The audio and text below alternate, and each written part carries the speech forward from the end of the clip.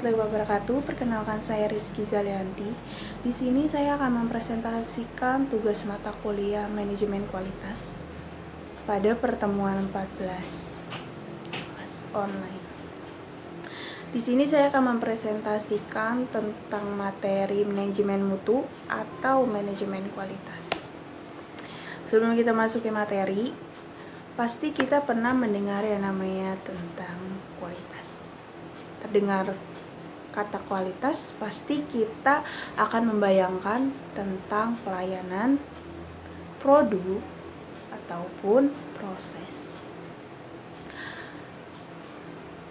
Jika kualitas dititik beratkan pada nilai akhir, maka manajemen kualitas adalah pendekatan atau proses untuk sampai kepada titik akhir.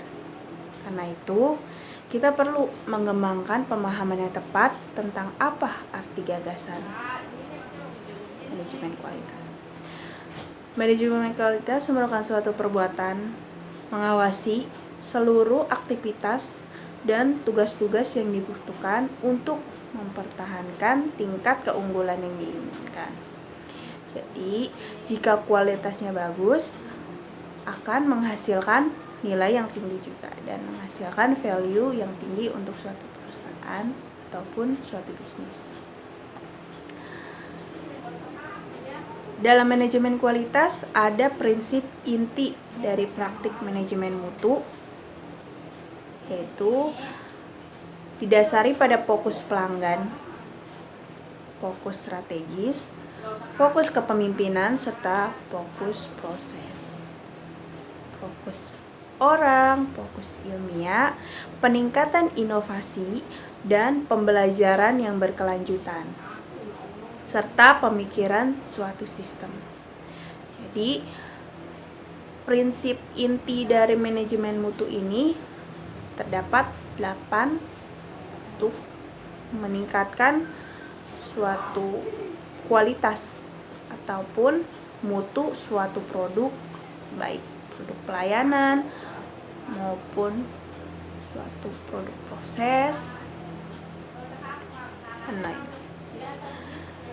Pengembangan manajemen kualitas dibagi dari beberapa era.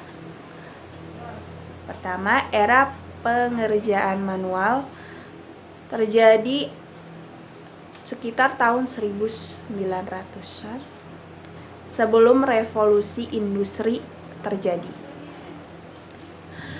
Biasanya orang yang membuat barang terus menjualnya langsung ke pelanggan yang umumnya dari daerah yang sama. Layanan juga kurang canggih dan orang yang menyediakan layanan ditangani langsung dengan pelanggan. Karena pada pengerjaannya dengan pekerjaan manual, otomatis kualitas yang dihasilkan juga kurang baik dan biaya yang dihasilkan juga banyak, tapi kualitasnya kurang. Yang kedua, ada era standarisasi produk massal dan jaminan kualitas, terjadi pada sekitar 1930. Dengan pembentukan pabrik dan otomatisasi yang meningkat, pekerjaan menjadi semakin tidak terampil dan semakin berulang. Dari hubungan pemasok dengan pengguna akhir, dan dengan itu kebanggaan dalam pekerjaan terkait dengan pengrajinan terampil. Ada era quality assurance era sekitar pada tahun 1950. Era ini adalah era konsep mutu yang dari tahap produksi hilir, hulu, sampai dengan maintenance atau PPIC. Lalu sampailah kepada supplier. Konsep biaya mutu mulai dikenal bahwa aktivitas pencegahan akan mengurangi pengeluaran daripada upaya perbaikan cacat yang sudah terjadi. Oleh sebab itu, sangat penting ketelitian desain untuk mengurangi biaya yang terjadi. Contohnya, dari era ini adalah penggunaan ISO 9000 versi 1994. Lalu ada era yang sangat kita kenal, era Total Quality Management atau TQM, terjadi sekitar 950 sampai 970-an. Era ini keterlibatan manajemen puncak sangat besar dalam menjadikan kualitas sebagai modal untuk menempatkan perusahaan siap bersaing dan kompetitor.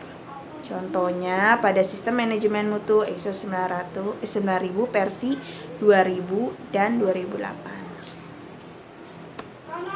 Ada standar dan penghargaan pada tahun 1970 sampai dengan 1990. Reliabilitas hasil yang dilihat oleh pelanggan membuktikan hal ini. Selama bertahun-tahun, kebutuhan akan standarisasi dirasakan untuk homogenis, bukan pendekatan. Standar sistem mutu ini terjadi pada ISO 9000 BS 5750 dan merupakan suatu elemen yang sangat sukses dari pendekatan ini atau pada era ini. Dan pada akhir tahun, penghargaan kualitas atau keunggulan yang merupakan pengakuan atas pendekatan dan kinerja perusahaan yang lebih mengandalkan penilaian diri sendiri. Dan yang terakhir, pada era ini digunakan pada tahun 1990 sampai dengan sekarang, yaitu dengan inisiatif. Tren terakhir ini adalah munculnya inisiatif besar, di mana Lean and Six Sigma mungkin yang paling umum. Keduanya telah ada sejak sebelum 1990. Nah, kelebihan sistem ini atau era ini tentang keterantanan tim manajemen senior dari berbagai sektor dan ukuran organisasi terhadap penjualan keras adalah mungkin tren yang mengkhawatirkan dari semua tren. Jadi tren inisiatif ini adalah era terakhir sampai dengan sekarang yang kita pakai dalam manajemen mutu. Lalu ada pertanyaan, mengapa manajemen kualitas? Kenapa tidak manajemen lain? Sebelum kita melihat apa yang merupakan inisiatif manajemen kualitas dan bagaimana kita menerapkan, kita perlu memahami alasan untuk melakukan hal ini. Yaitu jumlah yang terlibat dalam perubahan tersebut sangat signifikan. Alasannya yang disajikan oleh para pendukung manajemen kualitas cenderung seperti dengan bagaimana besar argumen untuk perubahan jatuh ke dalam dua kategori. Lalu ada dua pertanyaan yang nanti akan dibahas, yaitu tentang kritik terhadap praktik yang ada dalam menunjukkan mengapa status quo bukan pilihan layak. Bagaimana manfaat yang dapat diperoleh dari perubahan era yang ada.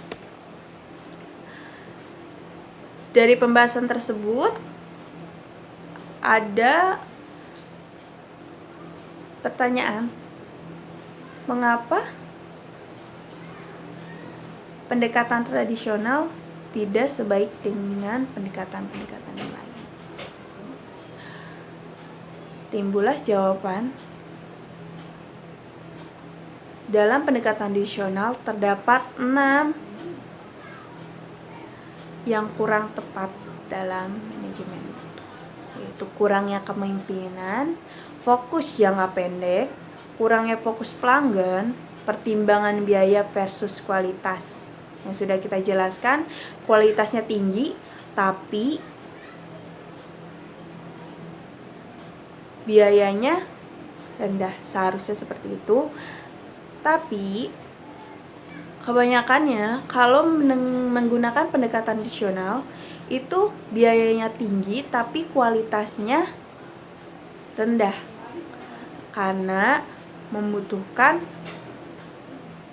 peralatan atau biaya yang sangat besar dibandingkan dengan modern atau dengan pendekatan-pendekatan lain. Kurangnya sistem berpikir, mentalitas sumber daya manusianya kurang. Jadi